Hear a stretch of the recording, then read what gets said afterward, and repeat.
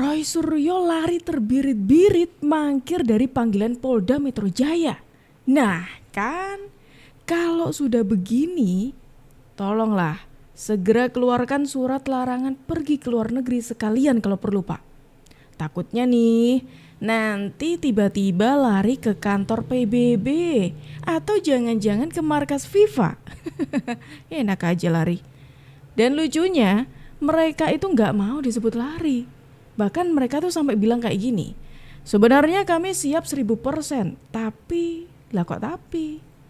Halah, siap kok pakai tapi-tapian, bilang aja kalau takut. Saudara penuding ijazah palsu Jokowi Roy Suryo CS menolak undangan klarifikasi penyidik Polda Metro Jaya pada Rabu besok dalam penyelidikan kasus pencemaran nama baik dan dugaan penghasutan mengenai ijazah Jokowi. Dalam konversi yang digelar tim advokasi anti kriminalisasi akademisi dan aktivis bersama Roy Suryo CS, mantan Menpora Roy Suryo mengaku ia dan rekan-rekannya yang menjadi terlapor memilih untuk tidak hadir di Polda Metro Jaya pada Rabu besok. Alasan untuk tidak hadir karena ada masukan dari tim advokat yang menilai undangan klarifikasi bersifat tidak wajib. Namun Roy Suryo menegaskan pihaknya siap membantu polisi untuk gelar perkara khusus sebagaimana yang diminta pihaknya. Saya secara pribadi dan insya Allah bersama-sama dengan Pak Rizal Fadilah, Bu Kurnia Triroyani, Dr. Rismon Hasildan Sianipar, kemudian juga Dr. Tifa dan Pak Prof. Egy Sujana, artinya orang-orang yang diundang besok saat klarifikasi pada hari Rabu di Polda Metro Jaya, kami sebenarnya siap 11.000 triliun %. Ya. Kami siap, tapi kami sangat menghormati saran dan nasihat atau advice dari kuasa hukum kami. Karena secara hukum memang itu tidak perlu dihadiri. Tapi kami siap, penegasan kami siap ini untuk menjelaskan bahwa kami menolak kalau besok ada narasi miring yang mengatakan kami ini mangkir. Tidak mangkir. Kami melakukan press conference hari ini itu sengaja untuk menjawab sebelumnya. Jadi bukan kami besok tiba-tiba tidak datang terus baru ngasih keterangan, bukan. Kita sudah jelaskan sebelumnya.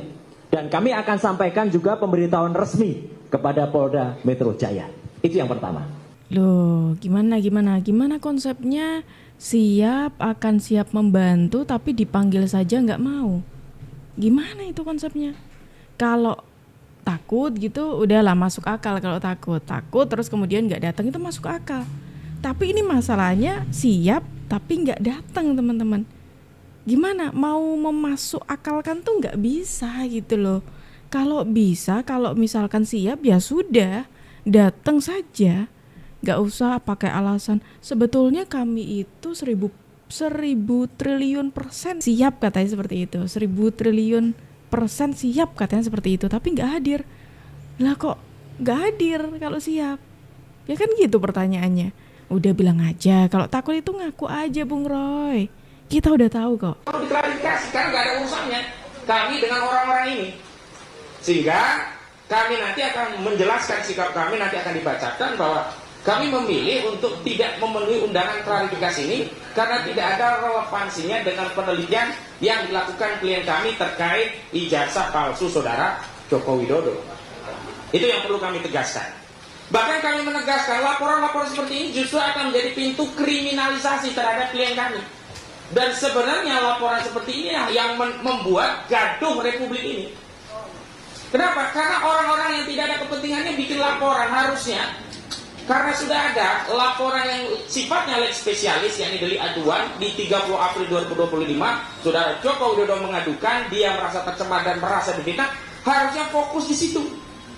Dan terkait kasus pencemaran fitnah ini juga tidak bisa serta-merta diproses karena ada dugaan ya tindak pidana pemalsuan dokumen. Oh, di sini Pak pengacara yang sudah ngasih tahu Bung Roy untuk tidak hadir gitu ya, itu berpandangan seperti itu. Jadi Pak pengacara itu berpandangan kalau karena Bung Roy itu bukan sosok yang bukan merupakan orang yang terlapor, jadi nggak usah hadir aja nggak apa-apa gitu.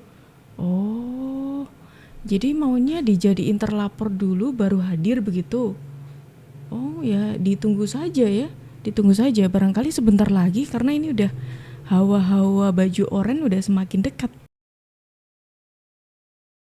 Saudara, penyidik Polda Metro Jaya menegaskan hasil uji lapor ijazah Jokowi akan dijadikan pertimbangan dalam pengusutan kasus dugaan pencemaran nama baik yang menyeret Roy Suryo CS. Sementara pihak Roy berdalih meski satu institusi, penyidik Polda tak bisa menggunakan uji lapor Bareskrim untuk laporan kasus yang Polemik tudingan ijazah palsu Jokowi yang sudah dihentikan Bareskrim Polri kini berlanjut pada proses laporan dugaan pencemaran nama baik Jokowi di Polda Metro Jaya. Hasil uji laboratorium forensik Polri menyatakan ijazah Presiden ke-7 Jokowi sesuai atau identik dengan materi pembanding. Selanjutnya, hasil uji lapor itu akan jadi bahan analisis penyidik atas laporan pencemaran nama baik yang tengah diproses di Polda Metro Jaya yang dilaporkan Jokowi pada akhir April lalu. Betul, ya, karena peristiwa yang ditangani di Polda Metro adalah dugaan pencemaran nama baik. Ya, di dalam pengumpulan fakta, objek perkaranya adalah pernyataan yang mengandung fitnah dan pencemaran nama baik melalui media sosial atas tuduhan ijazah palsu S1 milik saudara JW, kemudian skripsi berikut lembar pengesahan. Sehingga inilah yang didalami, apakah pernyataan yang disampaikan oleh beberapa pihak itu sesuai fakta atau tidak.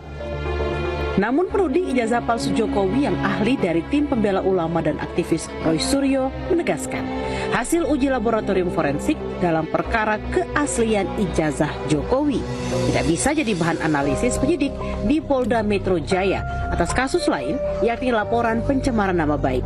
Roy bilang pemeriksaan untuk kasus berbeda harus diulang sejak awal.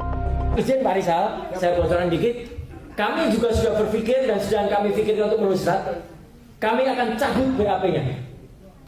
Iya, BAP kalau Pak Rizal membersamai kami dan teman-teman semua ada, kita cabut BAP bersama-sama. Yang kemarin itu tidak ada keharusan BAP itu ada. Karena itu dan begitu tidak ada BAP yang bisa diolah sama dia BAK, berita acara kalian, itu tidak bisa jalan kasusnya. Dan kita sah mencabut BAK itu, Pak Rizal. Jadi artinya apa?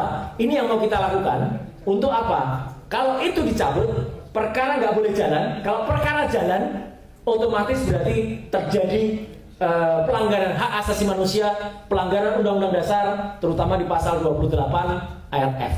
Ya. Jadi sekali lagi, Bapak Ibu semua, terima kasih kepada Purnawirawan TNI, terima kasih kepada gerakan Aksi Umat Melawan Ketidakadilan di Kota Bandung. Kita tunggu gerakan dari kota-kota lainnya di seluruh Indonesia. Merdeka! Oh, jadi begitu. Gimana ya Bung Roy ya? Ini ternyata hasil dari lab 4 itu, hasil dari lab 4 Polri itu akan digunakan sebagai bahan analisa di Polda Metro Jaya atas pelaporannya Pak Jokowi. Terus kemudian Bung Roy itu berharapnya dengan Bung Roy itu mencabut BAP-nya itu tidak berjalan. Ya nggak seperti itu dong. Ya nggak seperti itu Bung Roy. Ya emang kenapa kalau misalkan BAP ini mau dijadiin salah satu bahan analisanya? Kalau Bung Roy ini nggak ketakutan, harusnya ya biasa aja, ya kan, atas pelaporannya Pak Jokowi. Emang dengan Bung Roy ini mencabut BAP-nya terus itu bakal berhenti begitu saja begitu? Ya enggak dong, enggak seperti itu Bung Roy ya. Dan ini menariknya lagi, semakin kelihatan bagaimana ketakutannya Bung Roy untuk menghadapi situasinya saat ini teman-teman. Bayangin, udah mentok, nggak ada jalan. Hasil kemarin mau dijadiin bahan analisa, jelas deg-degan nih orang nih. Pantas nggak datang, ya kan? Alasannya siap 1000%, bukan 1000, 11.000 triliun atau 11 apalah tadi ya. Siap, tapi nggak hadir. Ini salah satu penyebabnya teman-teman. Kenapa tadi aku bilang kan, semakin dekat dengan baju oranye ya, karena ini semakin jelas kalau Bung Roy dan kawan-kawan ini akan jadi apa gitu. Makanya Bung Roy, kalau nggak mau dibilang, nggak mau disebut takut, ya hadir dong waktu panggilan. Jangan kok mangkir. Cerita dia di podcast Polri itu simpang siur, berbeda-beda. Dia bilang, kan ditanya begini sama reporter. Pak Betor, Anda tahu dari mana bahwa ijazah Pak Jokowi dipalsukan di Pramuka? Awalnya saya ikut hadir di UGM dan Solo. Nah, ditanya tahu dari mana, kenapa dia bercerita saya hadir di UGM dan Solo? Kan nggak nyambung. Nggak nyambung kan itu? Jadi menurut saya gini, sepertinya ini memang ada skenario untuk membuat cerita. Kenapa cerita ijazah pramuka ini dibuat? Karena dari pihak 5 sekawan ini sudah putus asa dengan temuan dia, penelitian dia melalui digital forensik yang ala-ala mereka itu. Sudah putus asa karena sudah terbantahkan oleh Lab 4 Mabes Polri, Bareskrim. Oh, jadi kata kuncinya 5 sekawan ini sudah putus asa. Artinya mereka sudah merasa mentok nih. Mentok. Ternyata framing mereka lewat bahwa ijazah palsu itu melalui mekanisme digital forensik terbantahkan, baik secara saintis sekalipun maupun secara penelitian Lab 4 Bareskrim. Betul. Kemudian Mereka mulai sadar tuh. bangun lagi, geser nih isunya ke UPP. Universitas Pasar Pramuka. Oh, jadi kemarin itu kemunculannya Pak Bitor dengan menarasikan ijazahnya Pak Jokowi dibuat di Pasar Pramuka itu merupakan skenarionya ini. Skenario untuk menutupi kementokannya Bung Rai dan kawan-kawan nih.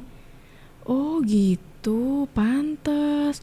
Tiba-tiba kok ada orang yang muncul dan menarasikan, menggembar-gemborkan ijazahnya Pak Jokowi itu dibuat di Pasar Pramuka. Terus dikaitkan dengan kebakaran di pasar tersebut. Ternyata ini masih skenario yang sama, teman-teman. Mereka berusaha untuk mengalihkan isu ini supaya sorotan kamera itu tidak terus-terusan ke barisannya Bung Roy. Supaya mereka bisa mencari jalan tikus lain, gitu ceritanya begitu. Ya ampun, permainan mereka selicik itu ya. Bahwa dia yakin Jokowi memiliki sebuah bunker atau bunker rahasia di kediaman pribadinya.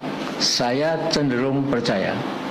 Seorang yang punya uang triliunan rupiah atau miliaran dolar tidak mungkin disimpan di bank-bank dalam negeri. Namun para penjahat atau bandit yang kaya raya karena kekayaannya diperoleh dengan cara ilegal tentu tidak kurang akal untuk menyelamatkan diri, menyelamatkan uang mereka. Salah satunya membuat bunker di dalam rumah atau halamannya untuk menyimpan uang jarahannya. Nah, bunker yang disebut Biator Suryadi ada di dalam rumah Jokowi di Solo. Itu berfungsi sebagai penyimpanan uang haram Jokowi, entah berapa triliun jumlahnya. Kita datengin rumahnya, kita bongkar rumah itu, di bawahnya ada bunker tempat naruh uang. Di rumahnya siapa? Jokowi. Kan kita buktikan kan, kalau benar-benar Bapak tidak korupsi, saya akan bongkar rumah Bapak. Nah, kalau betul yang diduga oleh Biator Suryadi, Jokowi punya uang bertriliun-triliun di bunker dalam rumahnya, saya punya nasihat untuk Jokowi dalam rangka menebus dosanya. Jadi uang rakyat yang Anda tilep itu kembalikan ke rakyat, mereka pemilik sejati uang tersebut. Saya yakin kalau hal ini Anda lakukan, ya Mas Jokowi, separuh beban mental Anda langsung sirna. Mudah-mudahan penyakit kulit super aneh yang menimpa Anda di mana-mana ya. Ini orang ini sama-sama menarasikan narasi mengenai hal lain lagi, teman-teman. Jangan-jangan ini juga merupakan pengalihan isu nih. Kalau tadi pengalihan isunya ijazah Pak Jokowi dibuat di Pasar Pramuka, ini ada lagi pengalihan isunya. Rumah Pak Jokowi ada bunker di bawahnya, di mana menurut Bung Bitor itu digunakan untuk menyimpan uang-uangnya Pak Jokowi. Narasi apa lagi coba? Ibaratnya tuh begini, teman-teman. Mereka itu ngajak teman lama untuk bergabung di skenario mereka. Seperti yang tadi sudah aku bilang, kalau Bung Bitor ini kan menarasikan hal seperti itu. Dan kalau mungkin teman-teman belum tahu juga, Bung Bitor ini bukan orang baru kok. Selain beliau ini salah satu senior dari kader partai gitu ya, beliau ini juga merupakan orang yang juga ikut turun geruduk UGM dan lain sebagainya pada waktu itu. Berarti ya satu circle lah sama Bung Rai dan kawan-kawan. Makanya sekarang jadi nyambung kan semuanya. Ketika muncul isu-isu baru, ini digunakan mereka untuk menutupi malunya Roy Suryo dan kawan-kawan karena sudah mentok. Harapannya mudah-mudahan gelar perkara khusus kalaupun kita nanti ikuti, maka itu adalah bagian terpenting dalam proses aduan TPUA berkaitan dengan dugaan ijazah palsu Joko Widodo. Sehingga penyelidikan bisa ditingkatkan menjadi penyidikan, lalu dibawa ke ruang pengadilan, dan ujungnya Joko Widodo dihukum karena memang telah melakukan pelanggaran yang disebut dengan pemalsuan ijazah dan penggunaan ijazah palsu, pemalsuan gelar juga, dan penggunaan gelar palsu. Masa nanya ijazah ke polisi, nanya ijazah mau sampai ke Singapura? Betul. Aneh kan gitu ya? Maka itu bukan pertanyaan, tapi itu adalah pemaksaan kehendak. Orang bertanya, tapi jawabannya harus sesuai dengan apa yang ada di pikiran dia. Itu bukan bertanya, itu menyelidiki. Nah, kalau menyelidiki silahkan selidiki secara ilmiah gitu. Ya, secara data, fakta. Maka kemudian yang harus dilakukan adalah tanya ke yang mengeluarkan ijazah tersebut. Nah, kalau kemudian UGM sudah menyatakan itu asli dan siap menjadi saksi, apalagi yang harus diributin gitu. Ini bukan persoalan bertanya, ini soal tuduhan. Beda ya pertanyaan dengan tuduhan. Nah, itu yang ingin saya sampaikan. Nah, ini lucunya ini teman-teman. Ketika barisan mereka itu minta kepolisian untuk Bareskrim untuk meneliti ijazahnya Pak Jokowi, menyelidiki ijazahnya Pak Jokowi, oke, dituruti. Tapi kenapa ketika ini sudah dinyatakan asli, mereka maunya diulang? Bahkan mereka juga mau untuk orang-orangnya mereka diundang. Loh, ini tuh ceritanya mereka tidak terima dengan jawaban yang tidak sesuai dengan keinginan mereka begitu. Ya mana bisa, kalau memang sudah dinyatakan asli, terus kenapa? Masih belum terima ya, karena itu tidak sesuai keinginan kalian gitu. Lah ya nggak bisa dong, karena faktanya seperti itu. Kalian berarti yang main-main, kalian yang berarti cuma bisanya omong kosong aja. Buktinya apa? Nggak bisa membuktikan sampai sekarang. Bahkan ijazahnya Pak Jokowi pun setelah diperiksa dinyatakan asli. Dan lucunya lagi, pihak UGM itu, UGM loh ini, pihak yang sudah menerbitkan ijazahnya Pak Jokowi, itu sudah buka suara, mereka tetap tidak percaya. Kurang lucu apa coba yang mereka lakukan itu? Kita dari emak-emak, wakil emak-emak, kami memang dari awal tidak pernah percaya kepada Jokowi. Sebentar. Emak-emak ini saya tahu nih, ini emak-emak yang biasanya demo jadi koordinator nih. Beliau mengatakan kalau dari awal sudah tidak percaya dengan Pak Jokowi. Jangan-jangan dari awal ibu memang sudah tidak memilih Pak Jokowi makanya nggak suka. Iya ya, begitu. Pantes sampai sekarang terus-terusan apapun yang dilakukan oleh Pak Jokowi, bahkan setelah purna tugas pun itu salah di mata ibu. Pantes ternyata gara-gara itu. Gara-gara dari awal ibu itu sudah tidak suka dan bahkan tidak memilih Pak Jokowi begitu. Waduh, gimana nih enaknya teman-teman? Gimana menurut kalian? Silahkan tulis pendapat kalian di kolom komentar dan terima kasih karena kalian sudah menemani aku dari awal sampai akhir. Aku Jub pamit undur diri, sampai jumpa.